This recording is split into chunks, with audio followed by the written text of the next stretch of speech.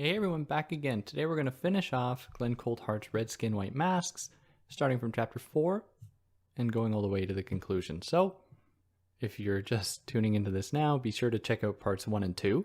Otherwise, you might not know what's going on, and it's kind of important. So, go check those out. If you like what I do, there's lots of other episodes you can go and check out. Found this on YouTube. You can find just the audio on a podcast platform if you'd prefer that. Tell your friends. Might get a kick out of it. Anyways, so let's start from chapter 4 here, titled Seeing Red, Reconciliation and Resentment.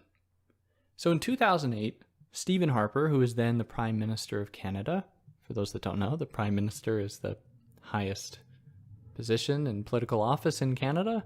It's our president, but we use the term Prime Minister for anyone who doesn't know. In 2008, this guy, Stephen Harper, Stephen Harper. He gave a speech apologizing for Canada's colonial past. And specifically, he was apologizing for the residential school system, which I mentioned in chapter 1, or part 1, where Canada sought to assimilate Indigenous people, Indigenous children, by taking them from their homes, from their communities, and throwing them in largely religious schools that were called residential schools, where they endured extreme abuse. There's just the abuse of having been taken from your homes and losing your culture, but also just undergoing rampant physical abuse in these institutions. And residential schools were open till like the mid-90s. I believe the last one closed in 96, which is just horrifying. And it's not something that people really learn about in school. It's especially 20 years ago, 30, 40 years ago, that you just didn't learn about it in school, so lots of people just didn't know. But in 2008, Harper gave a lackluster apology for what had happened. At the time, however, it was seen as being like a good step towards Canadian acknowledgement and accountability for what they had done to Indigenous communities, to Indigenous children. However, this was undercut where in 2009, so a year later, a calendar year later, it could have been just a few months later technically, but shortly after it, at a G20 summit I believe it was in the States, he said that Canada had no colonial past, and he essentially revealing his true feelings on the matter, which is like very frustrating and very violent. So Harper's performance was indicative of a broader global effort to reconcile legacies of violence, to say that an apology is enough, to try and make amends. In Canada, however, reconciliation tried to accomplish 3 things. It tried to improve Indigenous people's relationships with themselves. That's the first thing. It tried to liberate Indigenous people from a debilitating anger elicited by centuries of oppression. And the third thing, it tried to create harmony between the oppressed and the oppressor, which seemed like an impossible thing to do as long as this imbalance is maintained. Now, across the globe, discourses around transitional justice and reconciliation contain some fundamental assumptions about the goodness of forgiveness and the badness of anger. So just to iterate once more, the second goal of reconciliation was to liberate Indigenous people from a debilitating anger elicited by centuries of oppression. So the Canadian state viewed Indigenous people's resentment and anger, but we're going to qualify the difference between these terms in a moment, but it viewed these things as being a hindrance to the healing of these communities, as getting in the way of moving forward, of improving these people's lives. Now, what was embedded within these efforts by the colonial Canadian state was a belief, a firm belief, that the horrors of colonialism existed only in the past, and that Indigenous people just have to get over it because you can't change the past. Which presents some difficulties, some tensions that we'll get into, because it both acknowledges accountability on the part of the Canadian colonial state, but also absolves themselves of responsibility, where they're able to say like, oh, well, it happened before, we're sorry, it won't happen again. Now, by saying this, the Canadian colonial state sought to undermine the value of anger and resentment. And Coulthard identifies or wants to find the value in it, the value in resentment as a politicized expression of Indigenous anger and outrage directed at structural and symbolic violence. So before proceeding, Coulthard qualifies that anger and resentment are different, in that resentment is a response to perceived wrongdoing, and it is therefore a politicized anger. So resentment is politicized anger. Anger is something that can be directed against anything, but resentment requires, in this context, a belief of a wrongdoing that goes down political lines. But political lines really, that's a very tame term to describe colonialism. But in any case, he describes it as a politicized anger. So we can't ignore Nietzsche's influence here against resentment. So for those that aren't familiar, I guess it was the Genealogy of Morality. I think that's the seminal text. Seminal, that's not a great word. For those that don't know, and I only learned this recently, seminal is a highly gendered term to describe an appreciated element of something. So it refers to semen. Really, it finds its root in semen. I won't delete that out, but just so you know now that's what that term means, where it comes from, in case you care about that. So we can't really ignore Nietzsche's influence here, specifically the view that he develops in the Genealogy of Morality, which I've actually covered on this channel if you're interested in that. But in that text, he describes ressentiment as a quote-unquote slave morality, where he suggests that people who have been oppressed through years of oppression start to embrace their oppression and start to submit to their own subordination by saying no to themselves, saying yes to the oppressors and saying no to themselves, and they are just stuck. Yet they feel unhappy because they're saying no to themselves, but they can't move beyond it. They're left in a debilitating mode of almost self-oppression through their own resentment that is essentially stifling self-valorization or stifling self-affirmation. So this view of resentment is found among the Canadian state. Not to say that Canadian officials had read Nietzsche, but it is more of a broader cultural belief that people just need to get over previous harms inflicted against them, to just say yes to the world, say yes to history, say yes to progress, and everything will be fine. It's all about the individual in the end for Nietzsche, really. And so, what's the point in opposing power? Just try to, make ends meet for yourself, try to be happy on your own. So Coulthard is clear that he thinks that resentment can get in the way of some, possible productive anti-colonial efforts. And so he appeals to Fanon, who tried to identify and harness the transgressive potential and power of resentment, of ressentiment. And I think that I'm not totally sold on the idea that Nietzsche can't be read as someone who can provide a template for counter-oppressive resistance. Because if you have a community that says no to power and says yes to themselves, this can be an example of opposing ressentiment, of claiming power for themselves, a will to power, as he might describe it, in order to affirm oneself. So I think it could also be understood that way as well. But in any case, I think people have read Nietzsche to really put forward a message that people should just be happy with their own oppression, try to find value in it, to live a good life despite oppression and not to be caught up with it, not to be sad, not to feel resentment about it. So Coulthard views resentment as the externalization of previously internalized feelings of anger, and it can be viewed as the breakdown of colonial subjectivities in favor of anti-colonial ones. So he's using Fanon here to understand how resentment can be productive in reinvigorating lost tradition, in creating new tradition, new values, new cultures through that anger, that politicized anger.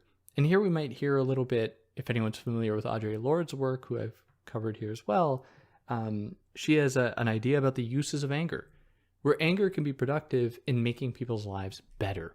It's not just something that is going to keep people in bed all day or keep them pouting and not actually doing anything. It can very much be done to make the world a better place, or used to make the world a better place. So he uses this to think about resentment and resistance in the Cree context, to think about the Cree people's resistance to the Lake Meech Accord and Mohawk resistance to colonial land development at Oka in 1990. So got to give some context here. The Cree people were largely opposing Quebec's burgeoning hydroelectric infrastructure and industrial projects in northern Quebec that was encroaching upon Cree territory. So they were opposing this. They were very much they were mad about this, and they were opposing it. Now, in the case of the Mohawk people at Oka in the year 1990, interestingly enough, if anyone's interested in this, I grew up right across the river at Oka, like very, very, very close to here. I was born a few years after this, but in 1990, what had happened was that there was a golf course was being extended into Mohawk territory. A stupid golf course, like the most ridiculous waste of land and resources and water, like a golf course. If it's like the most infuriating thing. Infuriating. Anyways, they were trying to extend a golf course into Mohawk territory, and what happened is that this essentially blew up in their faces, because Mohawk people would not stand for this, rightly so. They established barricades, closing down the streets.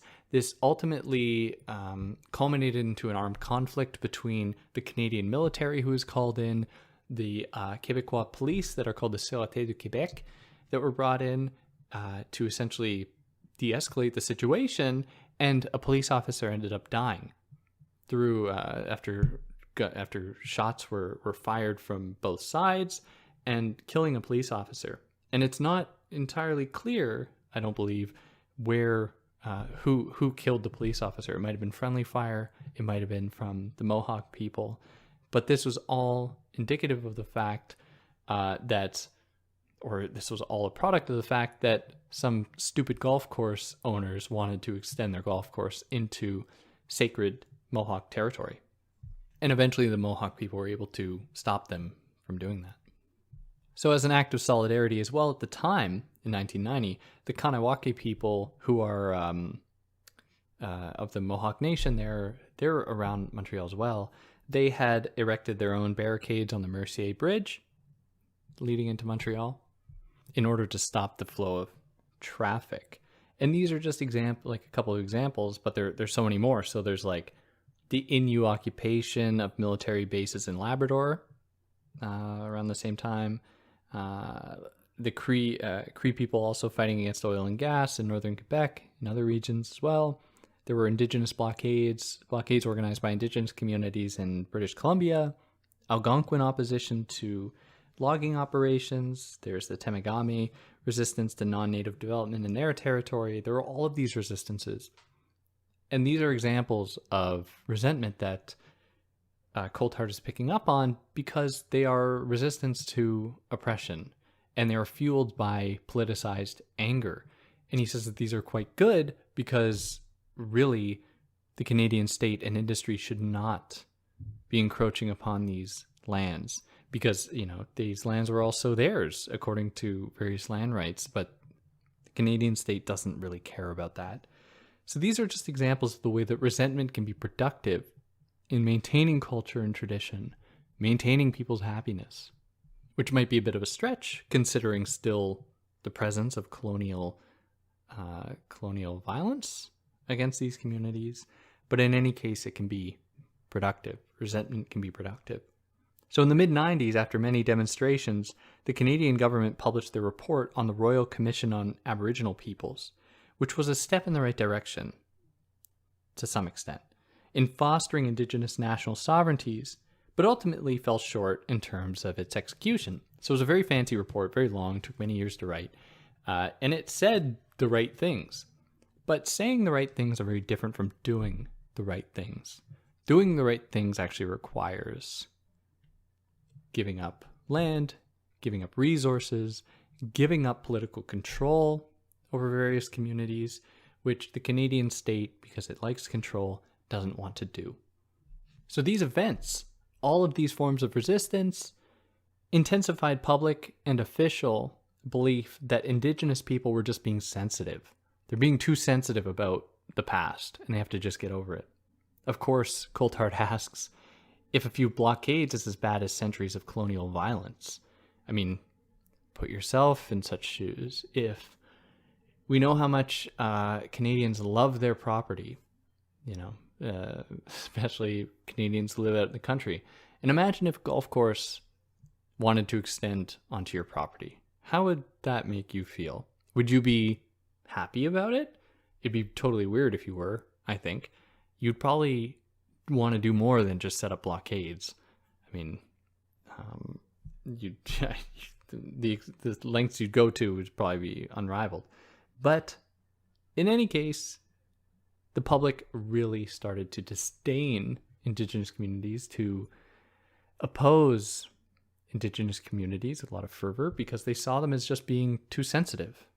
But there's a tension here that I kind of alluded to earlier.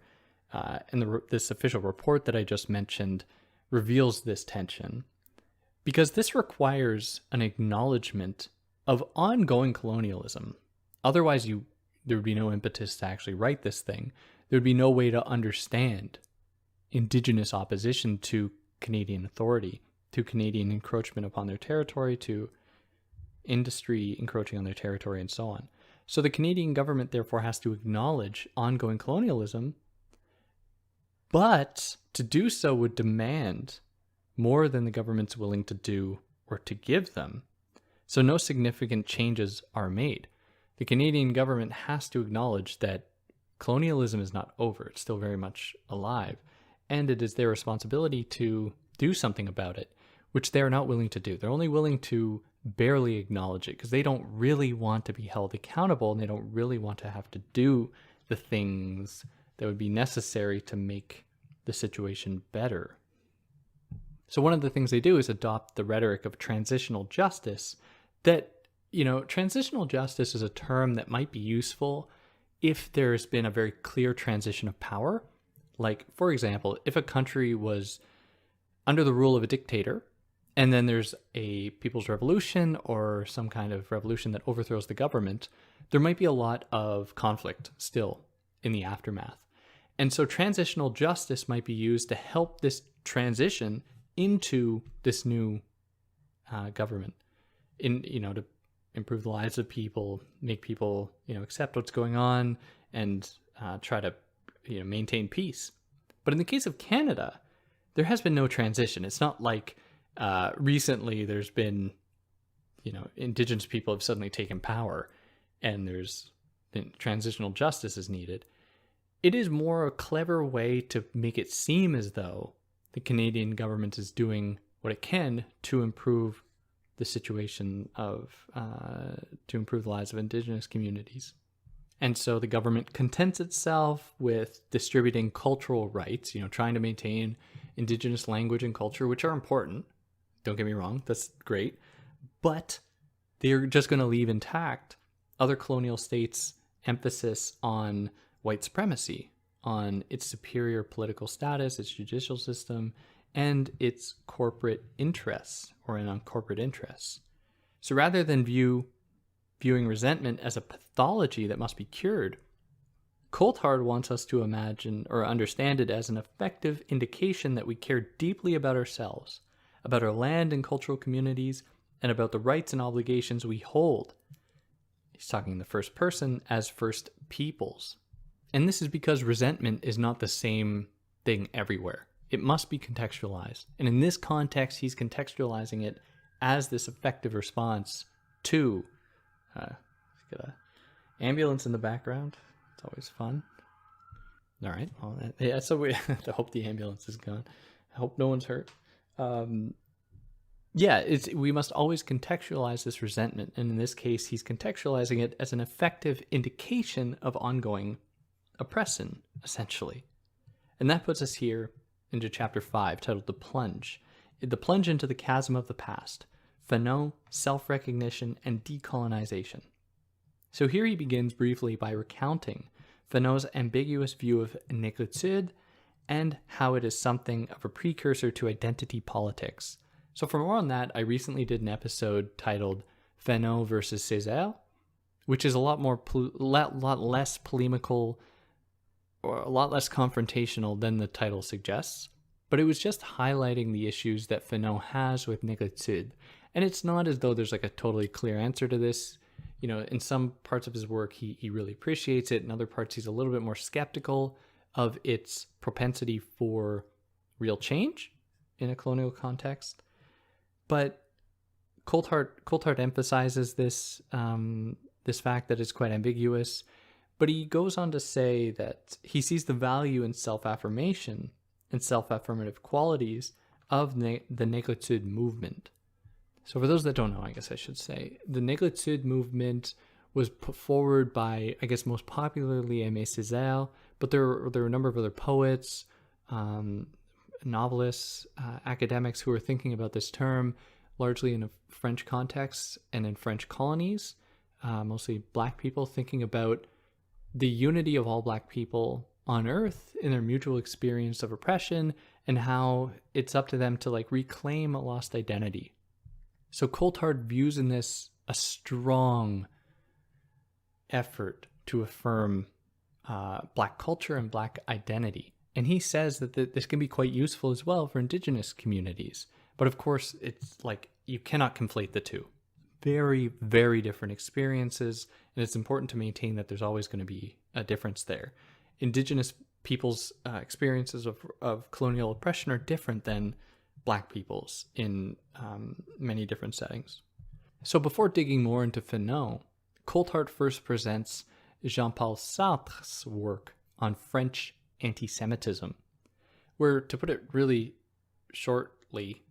in short, Sartre didn't think anything good could come out of the master-slave dialectic found in Hegel, because the only way it could be good would be if the slave turned their gaze back against the master. Otherwise, they're just going to be stuck in this frozen state in the master's gaze. However, in the case of Jewish people, Sartre suggests that they don't have the option because of how oppressed they are. They can't just turn the gaze back against anti-Semitism, especially after what was seen in World War II. And of course, anti-Semitism extends much, much earlier than that. In any case, really, World War II coming to a head with Nazi Germany and the Holocaust. So one option in the face of anti-Semitism for Sartre is for a Jewish person to renounce their identity, to just be like, oh, I'm not Jewish, and then live their lives like that, if that's really possible. But Sartre is framing it this way. And then really all this would do is strengthen anti-Semitism, because anti-Semites would have won in that case, where it's anti-Semitism is about getting rid of Jewish people in anti-Jewish anti-Semitism, because Semitism refers to Semitic languages, which also includes Arabic, but popularly understood as being against Jewish people. It would only really strengthen anti-Semitism because a Jewish person has effectively renounced their identity, has gotten rid of it. Now, by contrast, a Jewish person might dig deeper into their Jewish identity to oppose anti-Semitism. And so they maintain their identity, even if it even if in just affirming their identity technically does little to oppose anti-Semitism, it's still something that Sartre, according to Coulthard here, Sartre is saying this, this is still a good thing. So Coulthard jumps in here to say that self-affirmation is good, but it's only part of the equation, where we have to go further to account for how economic and social factors need to be changed so as to end anti-Semitism in this case, or to end colonial state violence, if we consider the case of colonialism. So Sartre suggests that once these broader inequalities have been dealt with, self-affirmation shouldn't be necessary, because if there's no anti-Semitism, then there's no need to really affirm one's identity to oppose anti-Semitism, which is very problematic, because one of Sartre's really messed up claims is that it's something like it's the anti-Semite who creates the Jew, which is to say that like Jewish people don't exist, they only exist in their oppression, which is totally messed up, like for a number of reasons. But clearly Jewish identity extends far beyond just oppression. And to say otherwise is to give a lot of power to anti-Semitism in the construction of Jewish identity, which is like it's just mirroring the same kind of oppression. Yeah. Anyway, so he goes so far as to say that identity is just a stepping stone to dealing with bigger problems like class issues. And we get the same thing as well, or a similar type of argument in Adorno, where he says that when people are mad at Jewish people, when anti-Semites are mad at Jewish people, mad probably is not actually getting at how, what it is that they experience toward Jewish people. But when they direct their anger towards Jewish people, Adorno says that they're really angry at capitalism and they're just using Jewish people as a scapegoat. But even this is like just submitting to these anti-Semitic ideas that Jewish people somehow have this affinity with money, with financial capital, and therefore there's like some kind of weird credence to it. And I've covered, I believe it's in the Dialectic of Enlightenment, where he talks about that with Horkheimer, but it could have been the culture industry as well. Might be the culture industry. Anyways, I've covered both if you want stuff on that. But anyways, it's problematic. It's very problematic because it just reduces Jewish identity to oppression, which is total erasure. So Coulthard obviously has issues with this, especially in the case of Black people and the Negritude movement, because it subordinates racism to classism. It says that class is really the most important thing. And it forecloses a future of Black self-affirmation by saying that, once the class struggle has been finished, then nothing else matters. Identity doesn't matter, culture doesn't matter, it's all about class. Now, obviously, Fanon was critical of the Negritude movement for essentialist claims, sustaining binaries, and being quite elitist. Being elitist. There are also other issues that Fanon raises, like how a real anti-colonial struggle is going to be a national struggle. And you can't have a national struggle in the way that Fanon imagines it if you think that like all Black people share a common heritage that has been sequestered, that has been erased through colonialism, that they have to try to revitalize. What that does is, for Fanon, is it erases the specific local experiences of differently situated Black people in relation to colonialism, where Black people in Chicago, is one of his examples, are going to have a very different experience of colonial oppression than Black people in Kenya. And it's important to acknowledge these differences so that they can each come up with their own opposition to colonialism. So Fanon sees Negritude as a movement like Sartre, but not to arrive at a classless society, but to establish the colonized as historical protagonists oriented toward a change in colonial structure. So following Fanon, Coulthard advocates a resurgent approach to indigenous decolonization that builds on the value and insights of our past in our efforts to secure a non-colonial present and future. So it's not about ending class, because class is like a totally European, well, not entirely European, but largely European construct that didn't exist in indigenous communities. So like for them, a resurgent decolonial project would arrive at a classless society, but without all of the other attachments of the understandings of like resources and land that the Western mind really embraces. Now that puts us here into the conclusion, where Coulthard is going to meditate on the Idle No More movement in 2012, 2013, in that time period in Canada and the United States. So here, Coulthard wants to think about indigenous resurgence against Fanon's views of decolonial movements. So Coulthard isn't satisfied with Faneau's emphasis on the future at the expense of the past. This needs a little bit of clarification. So in Faneau's work, he's very clear that the goal of decolonial movement or decolonization is to look to the future, not to get caught up in the past and trying to revitalize a lost past. Because he says that that's like a trap. If you do that, you're submitting to the ideals of the colonizer that you have to be the right kind of like black person with this past that has been erased. Instead, Faneau wants to imagine new futures in the formation of new nations through collective yet localized struggles against colonialism. So Coulthard opposes this by saying that for indigenous communities, revitalizing the past is actually the primary goal. It's not just about looking to the future.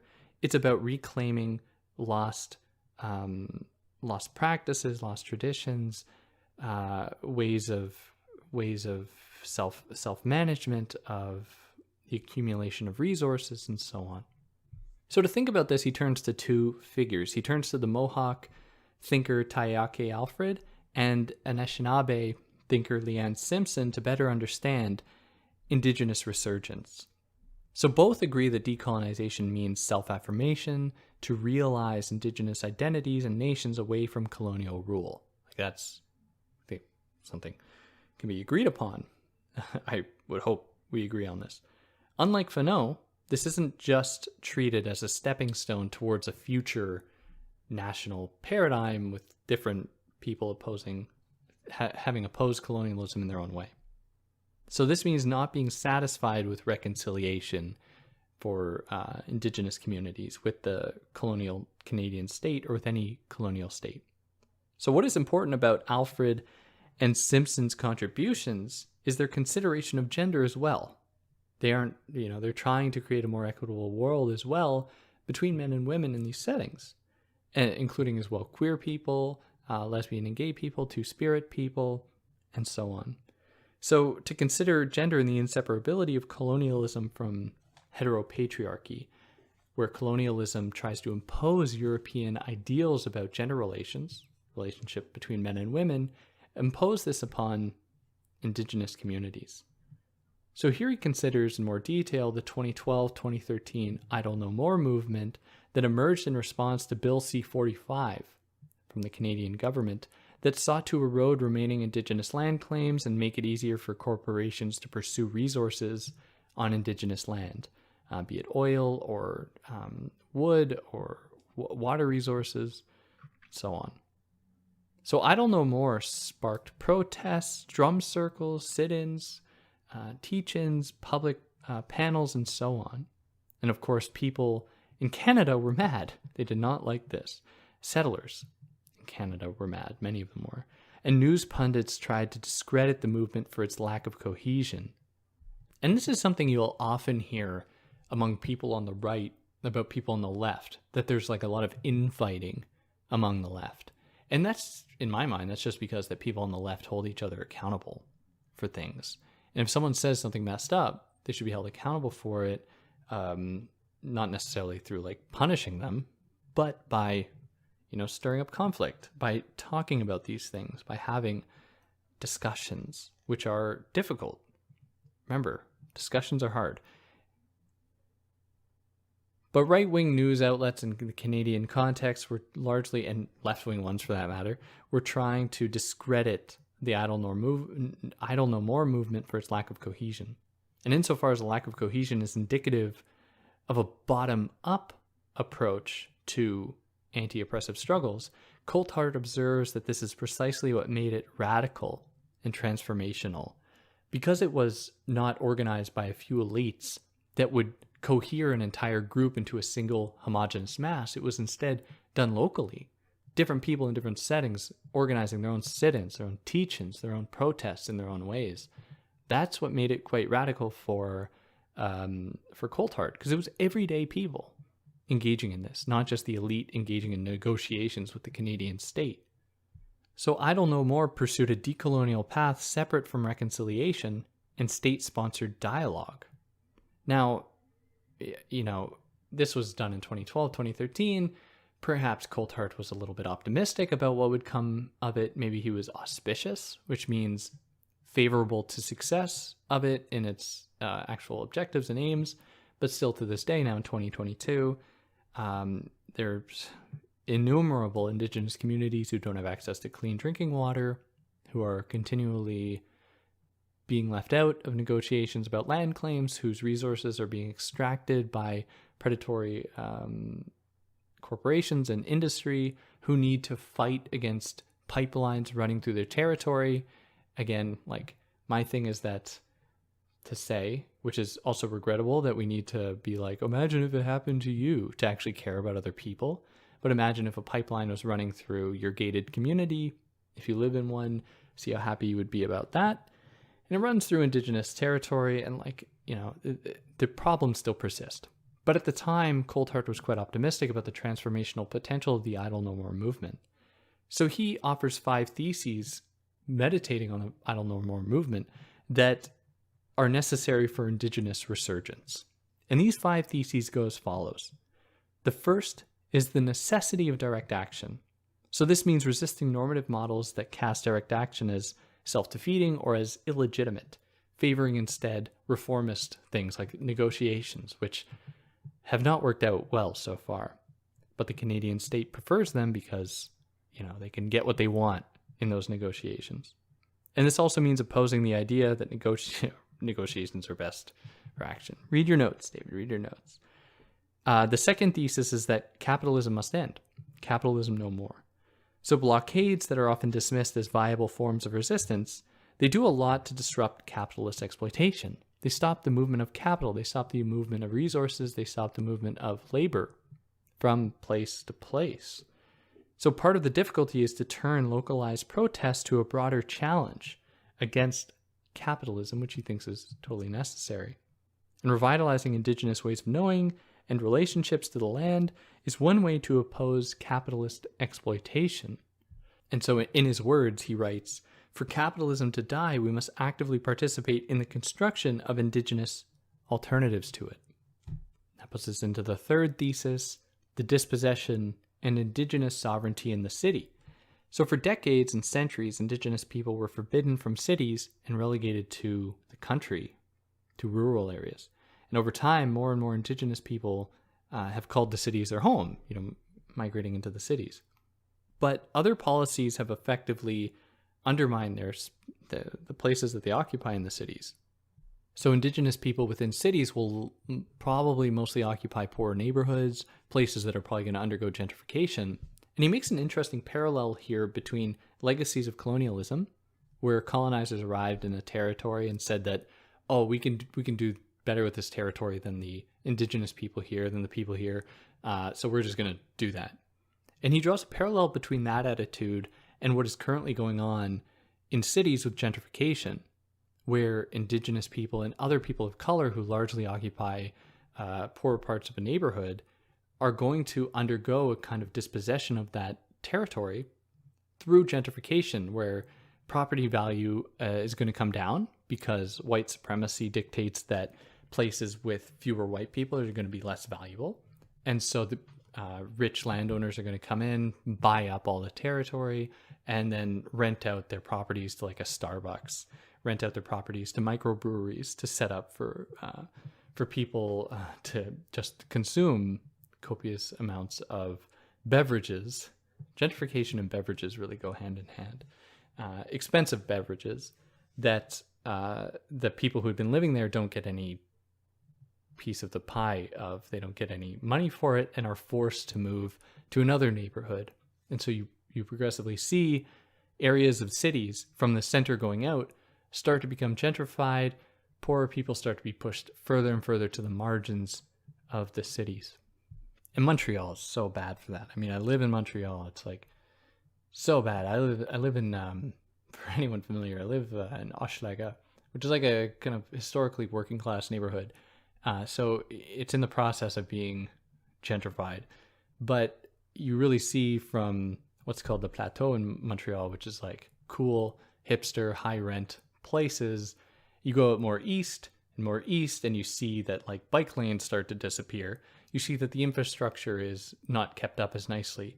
The trains going in that direction, the subway trains, are of a lesser quality than ones going in other directions, which is like, I mean, it's maybe it's a little too anecdotal.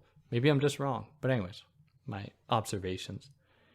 Anyways, so he makes this comparison with the way that people in the city, indigenous people in the city, are treated and how their ancestors were treated by the first colonizers who arrived.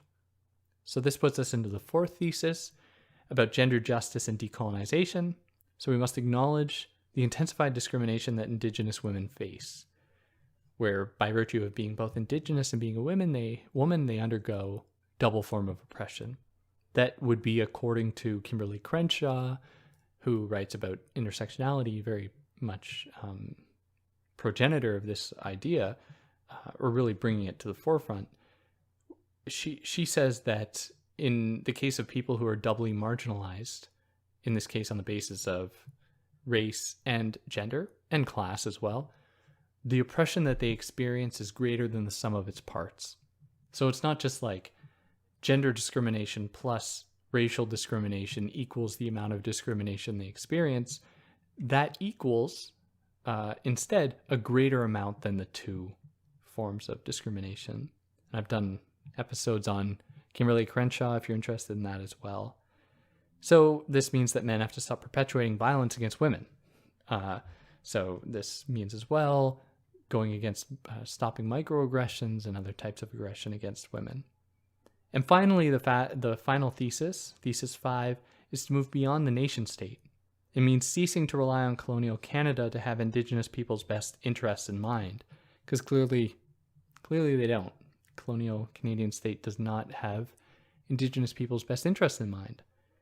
And yeah, he ends off there, and I hope that this has been illuminating for you. Like I said last time, it was certainly illuminating for me. I think it's a fantastic book, one I wish I'd read sooner, and I definitely recommend you go and read it. And contributing to any Indigenous organizations that might be in your country if you live in a place where there are these legacies of colonialism. And yeah, on that note, if there's anything I got wrong or excluded, I'd love to hear about it. If you like what I did, you can like, share, subscribe, and you can tell your friends. They might get a kick out of it. And yeah, on that note, take care.